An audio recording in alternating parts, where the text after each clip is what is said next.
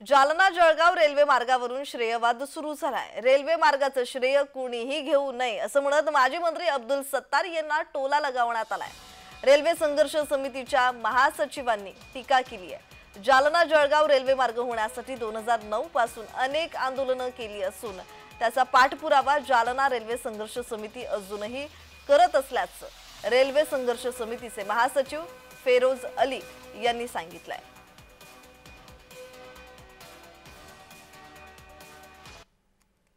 आता सत्तार साहेबचं काल मी पत्रक बघितलं की त्यांच्या प्रयत्नामुळे हे झाला, तर हे अशी गोष्ट आहे की मिठाईच्या दुकानावर जाऊन ते फाटणे पडत आहेत की रेल्वे डिपार्टमेंट का आहे। एक थांबेसाठी कमीत कमी 2-2, 3-3 वर्ष आंदोलन करावं लागते आणि या तांत्रिक बाबीला कमीत कमी 8 डिपार्टमेंट लागते रेल्वेचे। कधी एका डिपार्टमेंट त्यांना माहीत आहे का की तांत्रिक बाबू आपण कशी करून घेतात, कोणत्या अधिकाऱ्याला भेटायचं आहे, हे कोणी केलंच नाही। परंतु आता मंजूर झाल्यावर कोणी उठतो आणि आमच्या प्रयत्नाने झाले, आम्ही केलं ते केलं असं कोणी याचा श्रेय घेऊ नये। याचा श्रेय फक्त जालना रेल्वे संघर्ष समितीला जात आहे।